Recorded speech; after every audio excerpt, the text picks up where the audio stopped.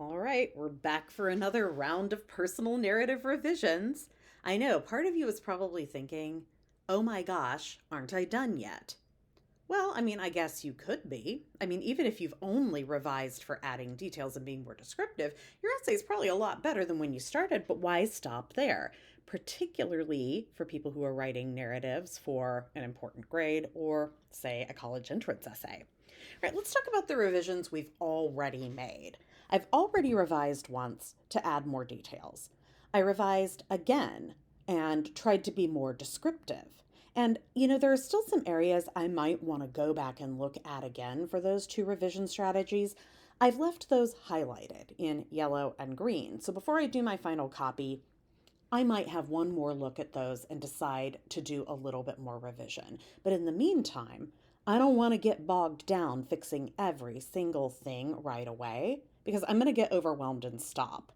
So, this next strategy I'm going to show you is when a teacher says, show, don't tell. Lord, I used to hate it when my teachers would say that because I thought, what in heaven's name does that even mean? Well, what it means is to not come right out and say stuff to let the reader make an inference.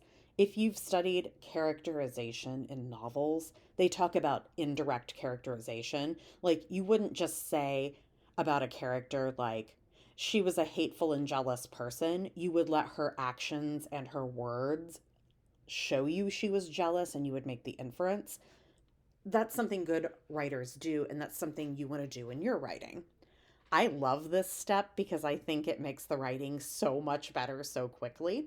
So, just like I've done every time I've done a round of revision, I'm going to start reading my essay. And when I see places where I think, I could go back and show instead of tell and make my piece better, I'm going to highlight it. And I've already used yellow and green. I'm going to pick a different color this time.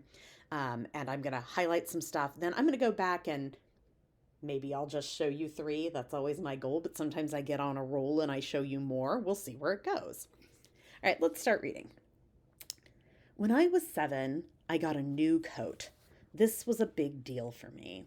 I had never had a new coat before. I always got hand-me-downs from my older cousins.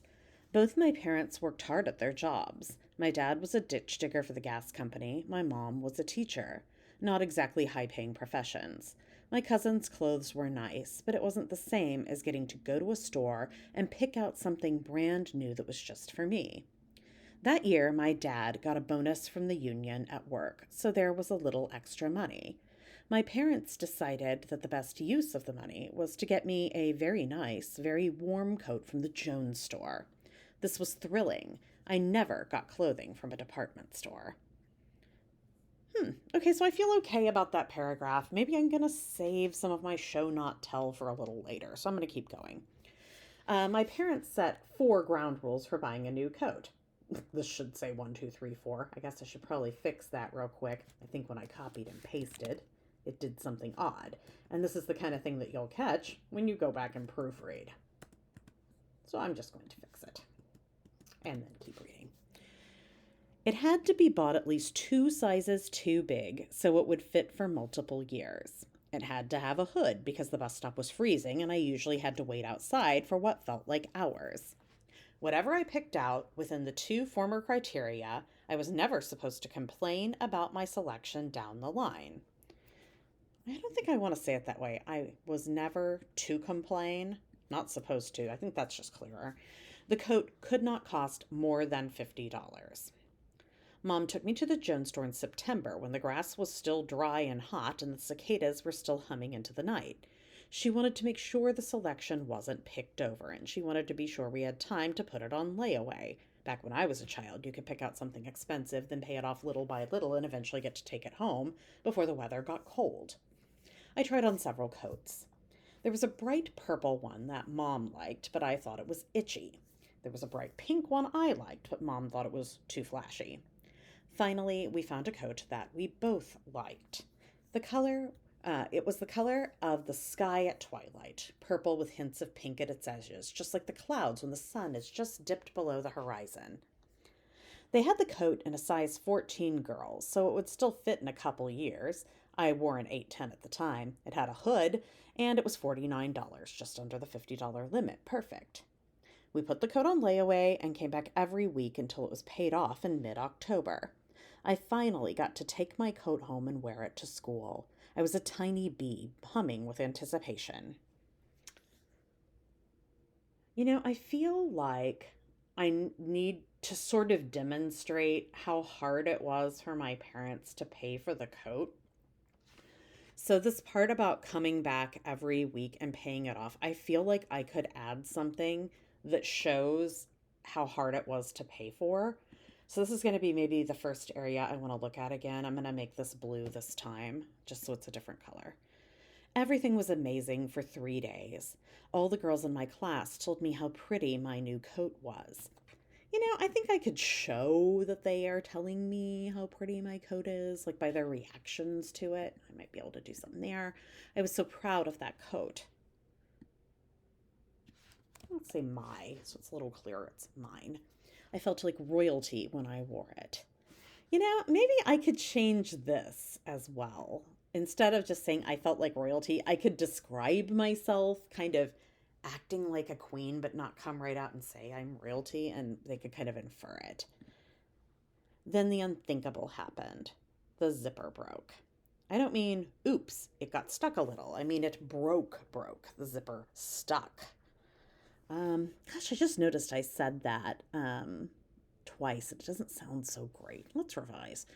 I don't mean, oops, it got stuck a little. I mean, it broke.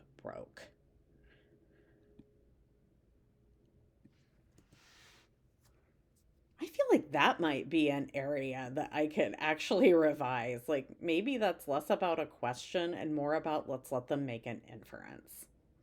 Kind of like that thought. Just saw something there I need to fix. Oops. I don't want that green line in there. It wouldn't budge. Frantically, I pulled and pulled. I think I want to say pulled and pulled instead of kept pulling and pulling. See how I just keep finding stuff?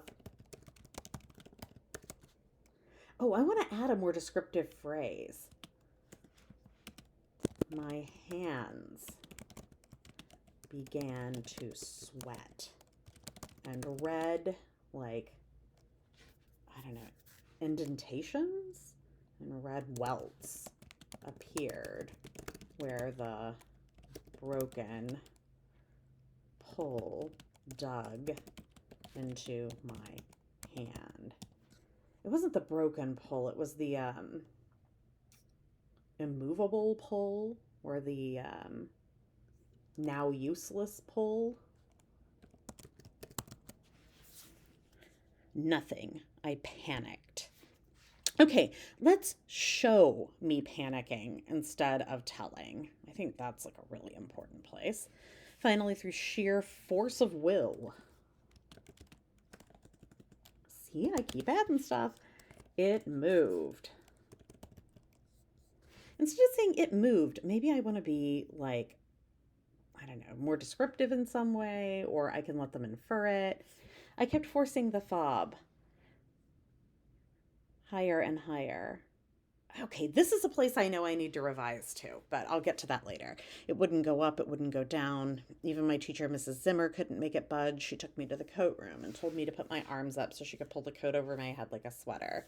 I knew things were bad, but I was sure Mom would be able to fix it once I got home. Maybe instead of just saying I knew things were bad, I could be like describing some physical sensations I was feeling, like stomach hurting and stuff. When I showed Mom that night, she was furious, her face twisted with rage as she regarded the coat. When I showed Mom that night, let's just get rid of that part and just say her face twisted with rage. And then I could say she regarded the damaged coat. She was angry I had been responsible and careless with my things. She tried everything she could think of to unstick the zipper. She rubbed it with dry soap to lubricate the track. It didn't work. She tried to use a bent paper clip to tease the teeth apart and get the zipper to move. That didn't work either. She even resorted to calling my granny, and none of her remedies were effective either. Well, if I italicized that, that'll make that clearer. The zipper was ruined, and along with it the next 3 years of my life. By the time my dad got home, I was sobbing. Mom was crying and still yelling. He was the voice of reason. He suggested we could take the coat to the tailor, have him replace the zipper, and the coat would be good as new. Yes, a zipper repair would be expensive, but not nearly as expensive as a whole new coat. I felt intense relief. That might be a good place to show instead of tell. I could show how relieved I felt. The problem would be solved. The next day, Dad dropped the coat off the tailor. It would be ready in a week. I would be cold and miserable at recess until it was ready. My old hand-me-down coats no longer fit, and Mom had given them to another teacher at her school for her own daughter. That left me with nothing except the damaged one, but I'd get my beautiful coat back soon. On the day the coat was ready, I went with Dad to the tailor to pick it up. I couldn't wait to get my perfect coat back. The tailor went into the back and brought out the coat. He laid it on the counter. That's when I saw the zipper. The binding was a bright fire engine red, and the heavy brass teeth, actually I don't need to say that, looked better suited to a duffel bag than a little girl's coat. My dad, not being the sort of person who gave a lot of thought to fashion, was pleased. He thought it looked good and sturdy, like it would never break again. I wanted to cry, but knew better. I'd be in more trouble if I started bawling. Reluctantly, I put my now ruined coat on, and we went home. I feel like that could be another place I could show instead of tell. I was sure that when Mom saw the coat in its present state, she would drive right back to the tailor and demand that a proper matching zipper be put in, but I was wrong. Both of my parents felt the ugly red zipper would teach me a valuable lesson about taking care of my belongings and about the consequences for what would happen if I didn't. I remembered how big the coat was and how long it would fit me. I realized how long I would have to wear this hideous coat with its hideous zipper. I knew there would be no point in arguing or having a fit. Their minds were made up. This was my fate. I would wear this coat well into third grade, and there was nothing I could do about it. I was so upset that I went to bed without dinner. I cried myself to sleep, holding down my hiccups and howls so no one would hear me. The next day, I wore my coat to school. The teasing started as soon as I got on the bus. You couldn't miss that red zipper in my mauve coat. It might as well have been a flashing neon sign. It hurt my feelings when they said it was ugly, and it hurt my feelings when they said I was ugly for wearing it. I feel like this is like maybe a place too I could show that my feelings were hurt instead of just saying my feelings were hurt. Okay, but it hurt, what hurt the most was when the children said my family must be poor if that was the best coat they could buy me. The teasing and bullying were brutal. They could see how much their taunts upset me, and it fueled them to continue their cruelty. I feel like maybe I could show my reaction instead of just telling. I figured out I could hide the zipper if I folded my scarf just so, then safety pinned it in place. That kept the other children from seeing the red zipper and remembering to make fun of me. However, there was a price for this safety. I could no longer run around and play at recess with the other children. My scarf might move out of place. And I feel like I want to add something here. And that was a risk I could never take. The zipper would be exposed. The teasing and mocking would start all over again.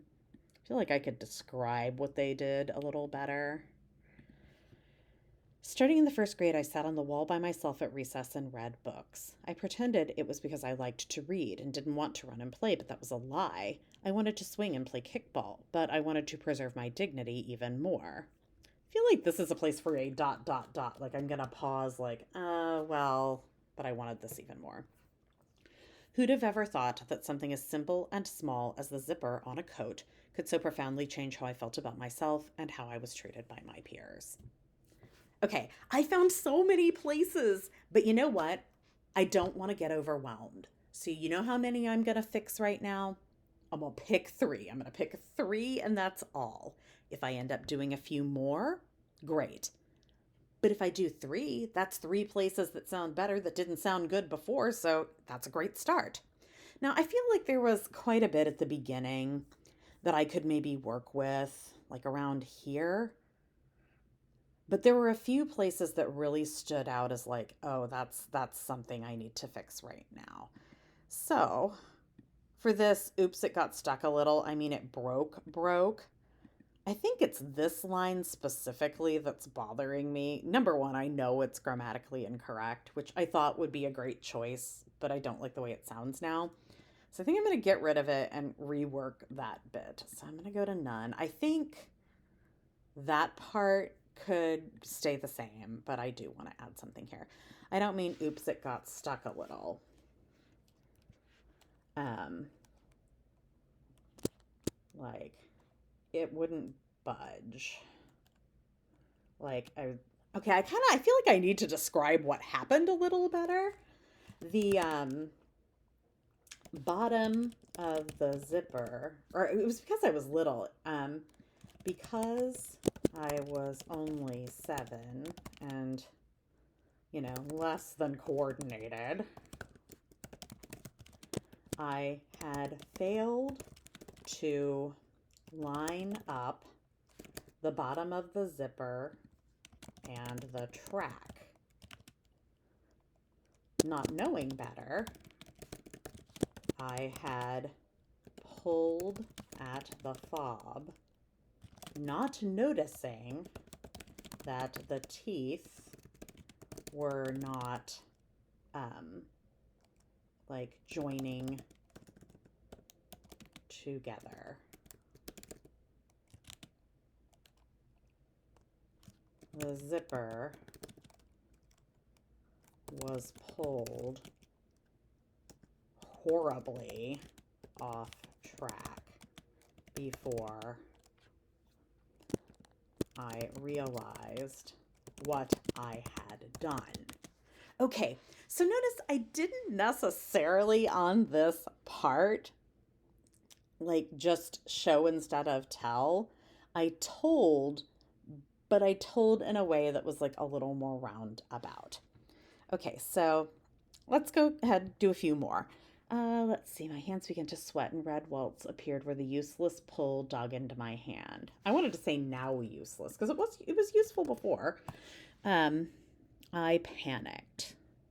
So let's, instead of saying I panicked, let's think about like what your body and mind feel like when you are panicking. I could feel like my breath coming in like short little inhales. I was about to hyperventilate.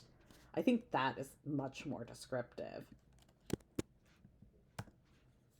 Make sure I get rid of all that blue that I don't want. So like my breath began to puff in and out rapidly.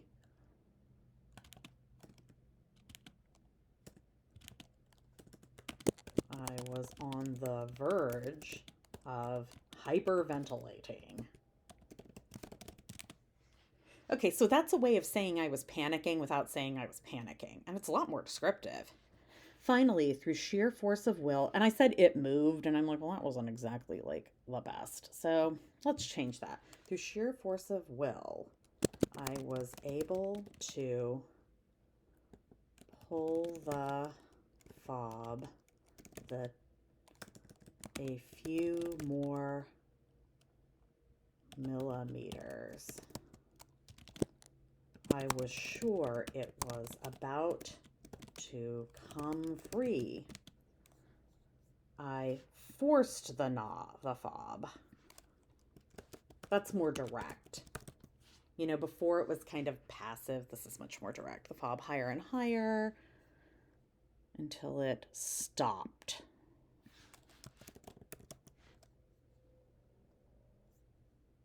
Oops, force the fob. I knew things were bad. Okay, so instead of just saying I knew things were bad, I know this is a place I like definitely wanted to revise. So,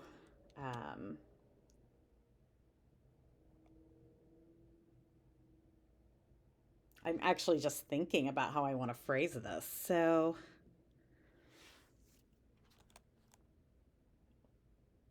gosh, maybe I just want to back it up and come back to that later on second thought.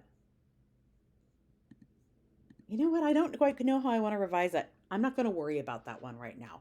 That's advice I'm going to give to you too. If you find yourself sitting there thinking, how should I revise this? And you're pausing for quite a long time, skip that one for now. Do a different one. I'm moving on. Maybe I'll change that later. Maybe I won't. So this is where it was like my dad came up with the solution and I felt this intense relief. So instead of just saying I felt relieved, I'm going to think about how my body felt when the relief came. You know, my tears stopped and I took my first proper breath in 6 hours. Okay. I wanted to cry. Instead of saying I wanted to cry, I want to think about, like, you know what happens to your body when you're about to cry? Let's describe that. I think that will be better writing. I could feel my chest getting tight and my eyes beginning to sting, but knew better than to make a scene in public. Okay, that's definitely better. Okay. It might as well have been a flashing neon sign. It hurt my feelings when they said it was ugly, and it hurt my feelings when they said I was ugly for wearing it. Like, so instead of it saying it hurt my feelings, let's describe what that feels like.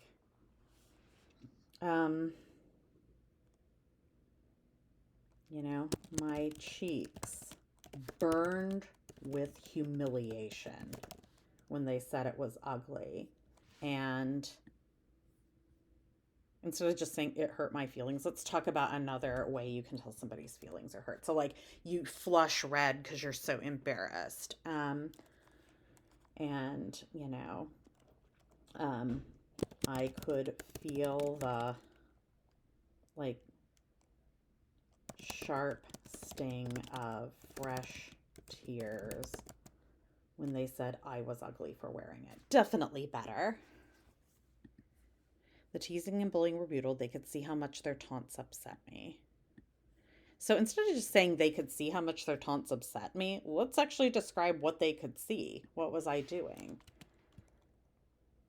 When they watched my face, you know, turn red and my lip, my bottom lip quiver,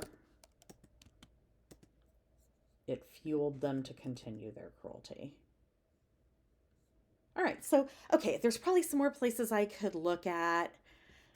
But, oh yeah, and I forgot I revised this. See, once again, I said I was going to do 3 places, but I kind of got on a roll. Once I got going, it was kind of easier to keep going and doing more additional revision. So remember, when you are revising your own essay, start with 3 places. If you get 3 done, that's 3 more than you had. If you keep going and do even more, that's even better. All right, come back. I'm going to show you one more revision strategy, and then we're going to compare where I started with my first rough draft and where I ended up with my final copy.